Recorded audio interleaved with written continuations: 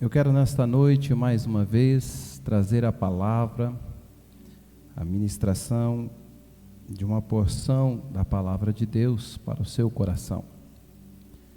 E nós faremos algo diferente nos próximos domingos. Hoje nós vamos iniciar uma ministração e convidamos a todos para no próximo domingo também acompanhar a sequência dessa ministração. E se não terminarmos no próximo domingo, no outro domingo, nós daremos a sequência também. Então, o texto que nós queremos meditar está no livro de Jonas, livro do profeta Jonas, capítulo 1. E vamos ler um texto que eu quero, junto com os irmãos, meditar, que está no versículo de número 11. Uma pergunta que com certeza cada um de nós deve ter em mente, uma dúvida sobre a situação que estamos vivendo. Então, livro do profeta Jonas, no capítulo 1, versículo 11, diz assim: E disseram-lhe: Que te faremos nós para que o mar se acalme? Porque o mar se elevava e engrossava cada vez mais. Que te faremos nós para que o mar se acalme? Porque o mar se elevava e engrossava cada vez mais.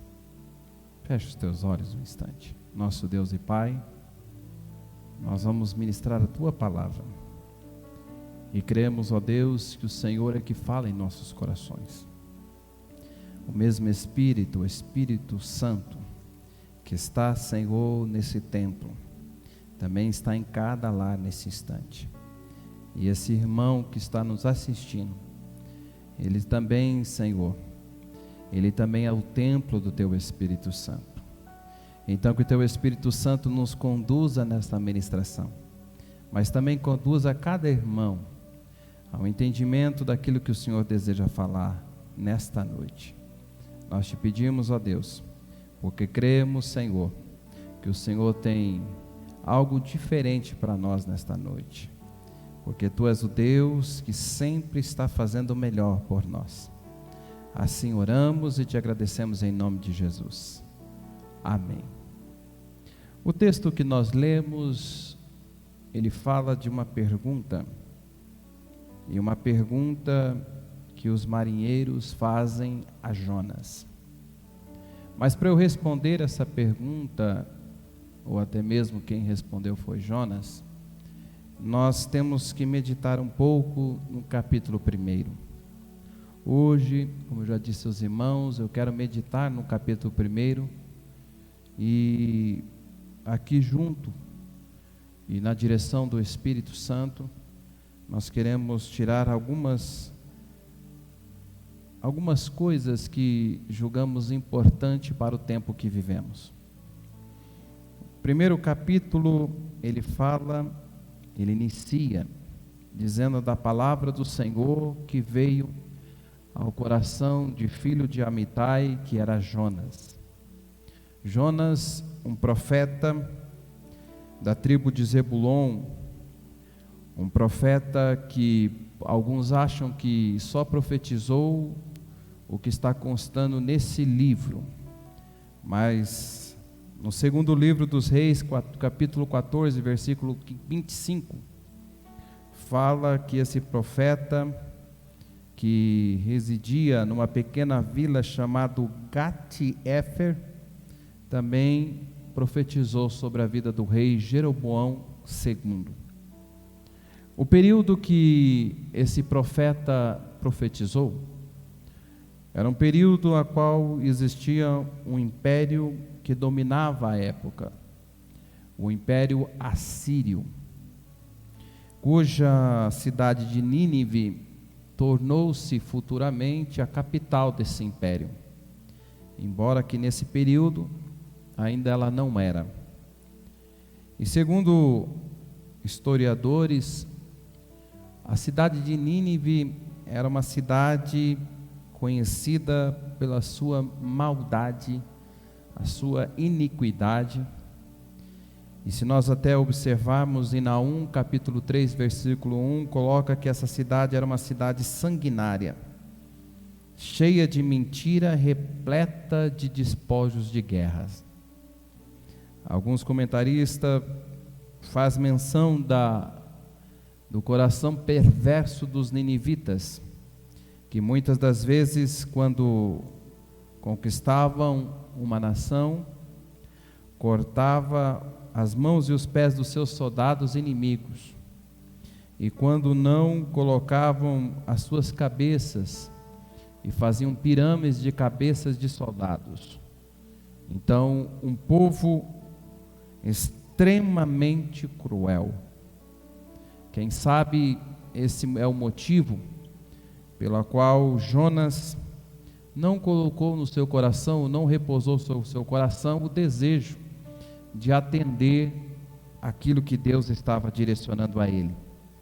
Porque no versículo 2 o Senhor diz para Jonas, para ele a grande cidade de Nínive e clamar contra ela, porque a sua malícia tinha subido até o Senhor. Jonas tem uma atitude que normalmente nós não encontramos nos profetas. Nós vemos profetas saindo de um lugar, indo para o outro e profetizando. Nós vemos alguns profetas não se preocupando com a sua vida, tudo para cumprir aquilo que Deus tinha direcionado. Mas aqui nós encontramos um profeta que toma uma decisão de sair da direção de Deus, sair, ou como diz o texto, fugir diante da face do Senhor, embora que nós sabemos que é impossível. Em Salmos, nós encontramos o texto que diz que é impossível, se nós colocarmos, fugirmos da presença ou da face do Senhor, porque o salmista, no 139, diz que o Senhor nos sonda, nos conhece o nosso sentar, o nosso levantar, Ele de longe conhece os nossos pensamentos. E o salmista completa dizendo: como eu fugirei da face do Senhor, ou como eu irei para longe do teu Espírito, porque não tem como você fugir diante do Senhor, porque o Senhor está em todos os lugares, Ele é onipresente.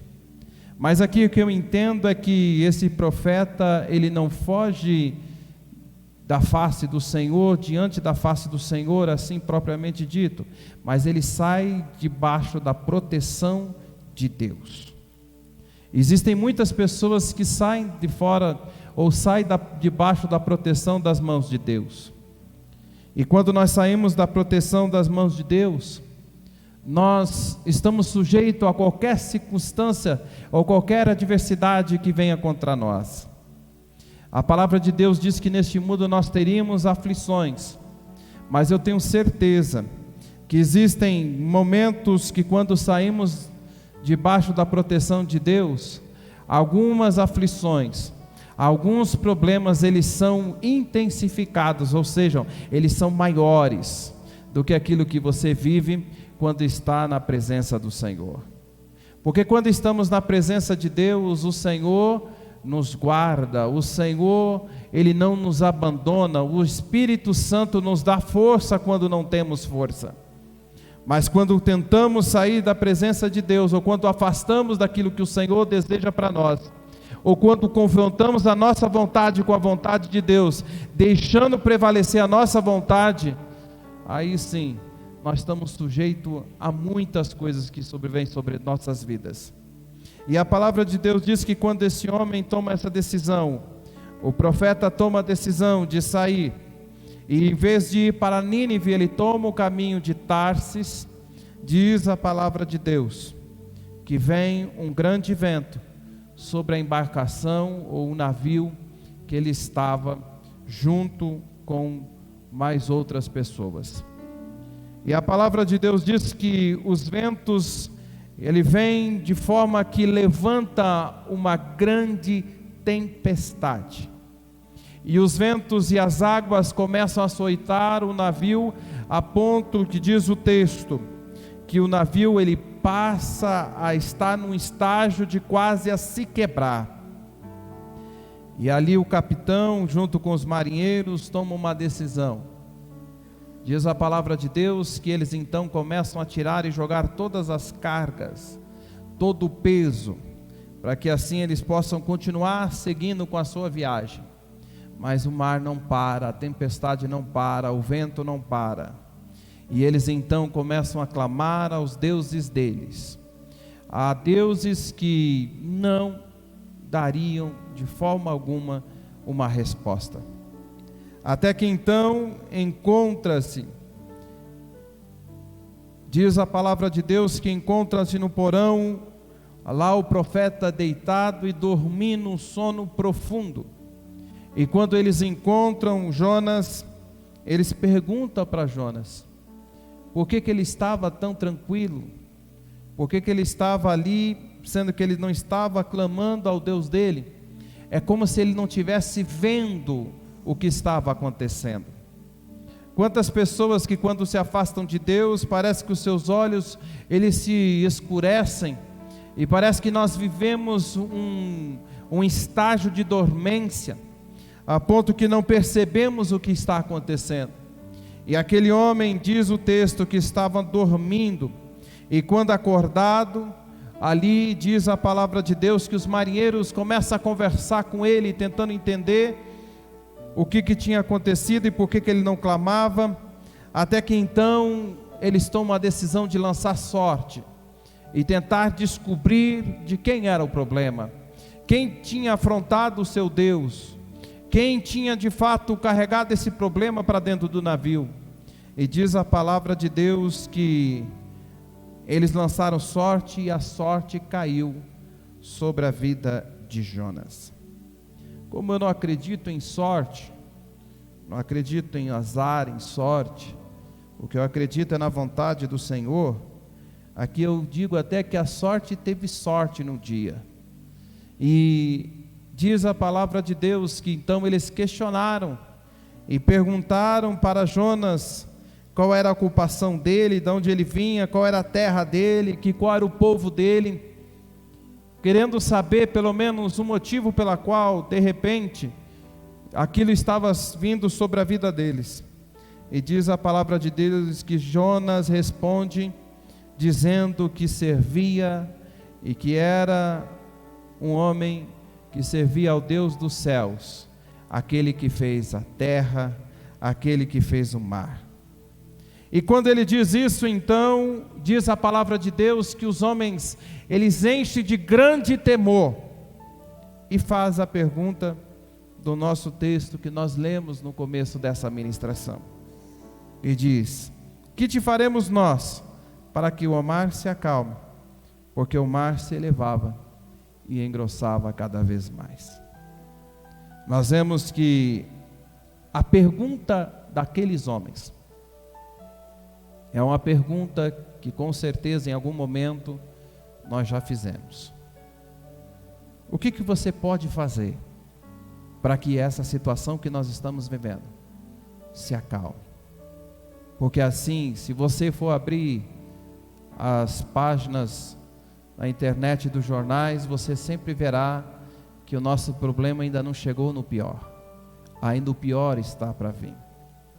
Se você for reparar nos telejornais, você vai ouvir que o Epicentro ainda de Deus seja o grande momento dessa pandemia que no Brasil ainda não chegou. É como se nós estivéssemos em um local que aparentemente em algum momento as coisas só vão piorar. Mas aqui o texto diz que esses homens perguntam a Jonas: o que nós podemos fazer para que essa situação ela mude? O que nós podemos fazer para que o mar se acalme? O que será que a igreja pode fazer nos dias de hoje? O que será que você, como um servo do Senhor, porque essa pergunta não foi feita a qualquer um, foi feita a um profeta que estava fugindo da presença de Deus. Você não está fugindo da presença de Deus. Inclusive você está acompanhando esse culto, porque você quer estar mais próximo do Senhor, e aguardando que Deus fale em seu coração nesta noite, mais uma vez. Então você não está fugindo da presença do Senhor, mas em algum momento, em algum instante, se essa situação se agravar, eu creio que haverão pessoas perguntando o que nós podemos fazer para que toda a situação passe. E se um dia, quem sabe, você for perguntado o que nós podemos fazer para que isso passe o mais rápido possível, ou se acalme, ou se acabe de uma vez, e qual vai ser a sua resposta? Porque a nossa resposta, ela é muito simples para a situação que vivemos hoje. Basta nós dobrarmos os joelhos e falarmos com Deus. Basta nós dobrarmos os joelhos e falarmos com aquele que nos criou. Basta nós dobrarmos os joelhos e falar com aquele que nos salvou e tem nos guardado. Se você está aí assistindo esta mensagem hoje e está com vida, porque o Senhor tem te guardado, porque o Senhor tem te sustentado. Eu tenho certeza que você pode, no dia como hoje, lembrar que o Senhor já tem te tido vários livramentos, mas hoje o Senhor já tem te livrado. Então o que nós podemos fazer para que essa situação se acalme de uma vez? Está na hora de dobrarmos os nossos joelhos e falarmos com o Senhor. Mas essa não foi a resposta de Jonas. Nós não vemos Jonas aqui falando: eu vou orar ao Senhor e vou falar com Deus, porque ele teria muitas alternativas se tivesse feito isso. Quem sabe se Jonas tivesse orado e falado com o Senhor sobre a situação que eles estavam vivendo, pedido perdão ao Senhor, clamado por misericórdia, e o Senhor teria dado uma orientação. Quem sabe poderia ter acontecido isso. O Senhor tem dito a eles: olha, vira, volte com o navio, porque o mar vai se acalmar, e você pega um outro navio para Nínive. Quem sabe também o Senhor tivesse respondido a Jonas e dito a ele, se ele tivesse orado: vai até a cidade de Tarsis, e quando lá você retorna, porque eu vou sustentá-los até a cidade de Tarsis. Deus podia ter dado várias respostas, mas nós não encontramos Jonas perguntando para Deus.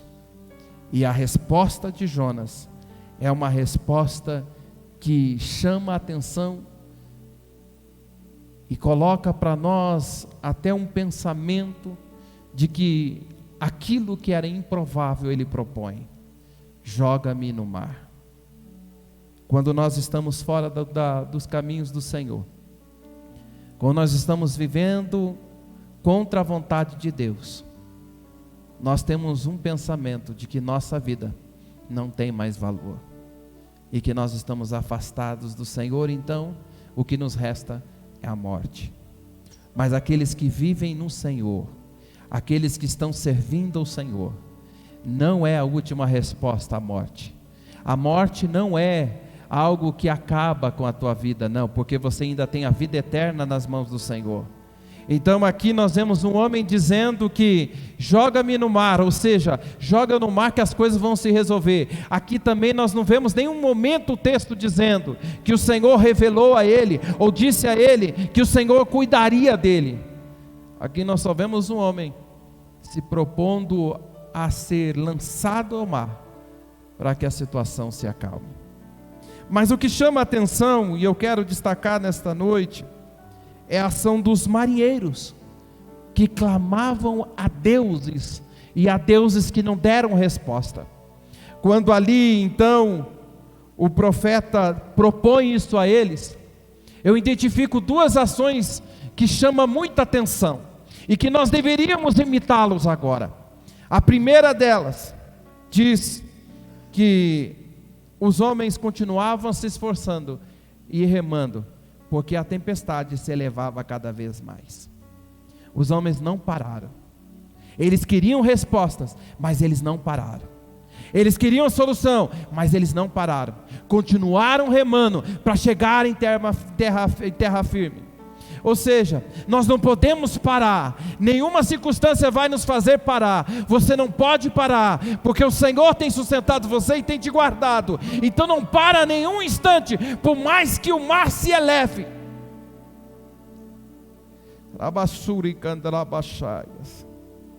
E a palavra de Deus que eles têm o segundo ato que me chama a atenção também. Eles clamaram ao Senhor. Esse papel era de Jonas, mas quem toma esse papel são os marinheiros. Eles clamam ao Senhor, e a causa deles estarem clamando ao Senhor é que o Senhor não imputasse sobre eles nenhuma responsabilidade sobre a vida de Jonas. Eles não queriam ser responsáveis pela morte de Jonas, e eles então clamam ao Senhor. E após clamarem ao Senhor, eles então lançam Jonas ao mar. E diz a palavra de Deus que esses homens então têm 3 ações que nós deveríamos não somente copiá-los, mas seguir num momento como esse. O primeiro momento diz que estes homens temeram ao Senhor quando o mar se acalmou, e eles viram de fato que Deus tinha acalmado o mar. Eles temem ao Senhor, ou seja, eles reconhecem a grandeza de Deus. E o texto destaca dizendo, com grande temor. Eles reconhecem a grandeza de Deus, reverenciam esse Deus, respeitam esse Deus. E aí diz o texto que eles então oferecem sacrifício ao Senhor. Primeiro eles reconhecem quem Deus era. Agora eles fazem aquilo que naquele momento era adoração. Eles oferecem sacrifício ao Senhor. Eles adoram ao Senhor. Nós estamos falando dos marinheiros ainda. Nós não estamos falando do profeta. Nós estamos falando dos marinheiros. Homens que viveram uma grande turbulência. E a partir disso, eles estavam agora tomando uma ação diferente quando foram confrontados por uma grande tempestade.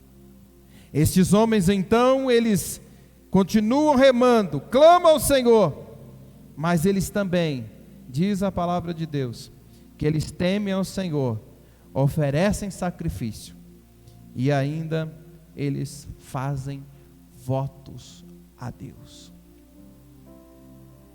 Qual foi a última vez que você fez um voto ao Senhor?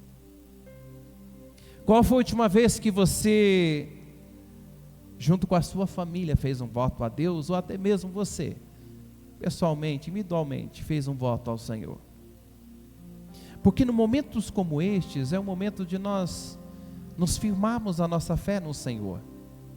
É o momento de nós reconhecermos a grandeza de Deus, é o momento de adorarmos a Deus, mas é o momento também de assumirmos compromissos com Deus. Quem sabe você deve ter orado dizendo ao Senhor, que se o Senhor te sustentar, te guardar durante todo esse período, você vai ser um crente diferente, uma pessoa diferente. Você vai fazer mais pela obra do Senhor. Você vai fazer mais por aquilo que o Senhor já te direcionou e você tem distanciado. Quem sabe você deve ter feito algum pedido ao Senhor e assumir um compromisso diante de Deus. Eu vejo aqui como se o Senhor estivesse falando conosco hoje. Não é só reconhecermos, não é só adorarmos. Nós temos que assumir compromissos com Deus. E assumindo compromissos com o Senhor, eu tenho certeza que Deus, que está olhando por cada um de nós, o Senhor é um Deus de compromisso. Aqueles que assumem compromisso com Ele, Ele tem compromisso com essa pessoa. E se você então fizer um compromisso hoje com Deus, Deus irá abençoar a tua vida, mas só faça uma coisa: cumpra. Faça igual o salmista Davi, quando escreveu, dizendo: que darei eu ao Senhor por todos os benefícios que Ele me tem feito. E Ele mesmo responde dizendo: pagarei todos os meus votos diante do Senhor e diante de toda a congregação.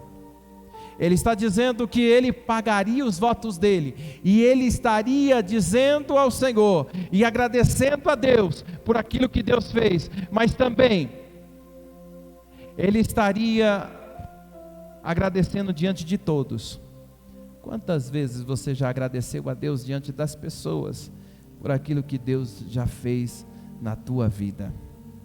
O que chama a atenção, que o erro de Jonas provocou, quem sabe, a salvação de outros homens, de um navio, que não tinham nada a ver com a história de Jonas, mas que foram confrontados pela mesma tempestade, por causa do erro de Jonas.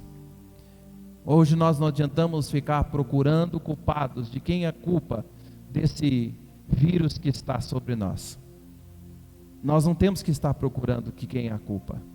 A única coisa que nós que estamos diante de Deus é pedir ao Senhor que nos livre de todo o mal e nos guarde, para que nós possamos viver aquilo que Deus deseja para todos nós. Aí a palavra de Deus diz que no final do capítulo 1, versículo 17, que um grande peixe engole Jonas.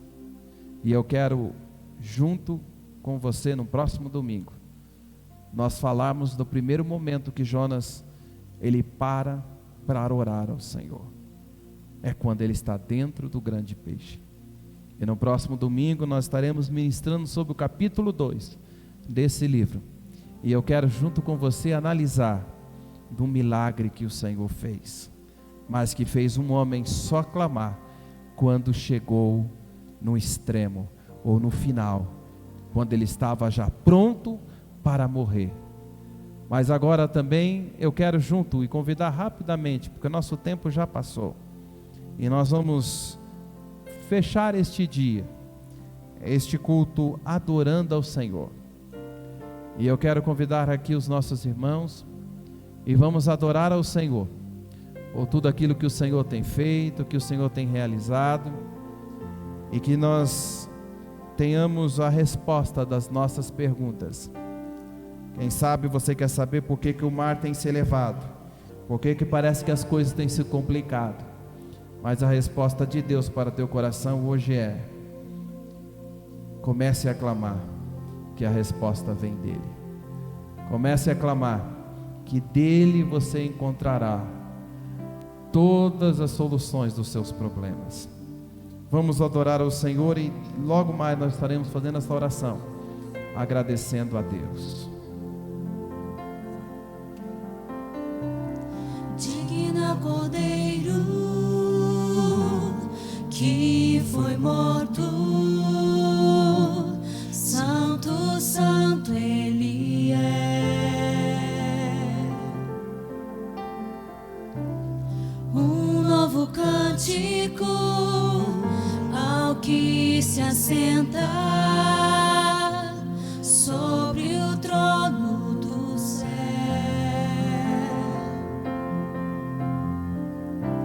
Santo, santo, santo, Deus Todo-Poderoso, que era e é e há de vir. Com a criação eu canto louvores ao Rei dos Reis. És tudo para mim e eu te adorarei.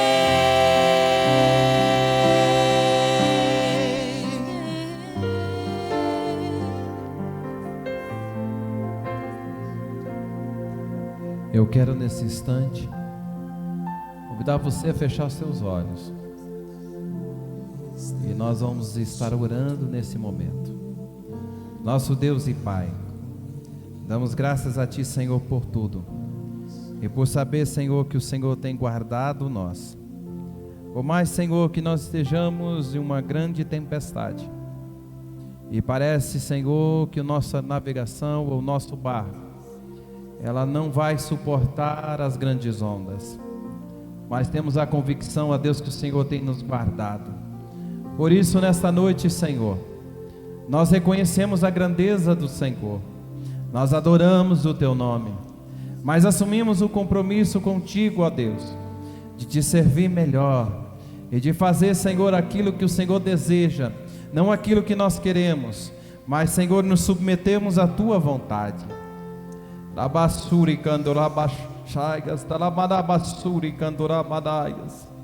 Nós te pedimos, Senhor, que o Senhor continue nos dirigindo e que tudo, ó Deus, seja para a honra e glória do Teu nome.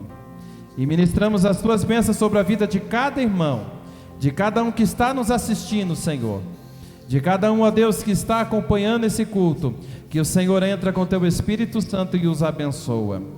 Eu creio, ó Deus, que o Senhor tem uma semana de bênção sobre a vida deles, e que eles, Senhor, possam receber de Ti, Senhor, a Sua bênção, a Sua provisão e o Seu favor. Assim oramos e Te agradecemos em nome de Jesus.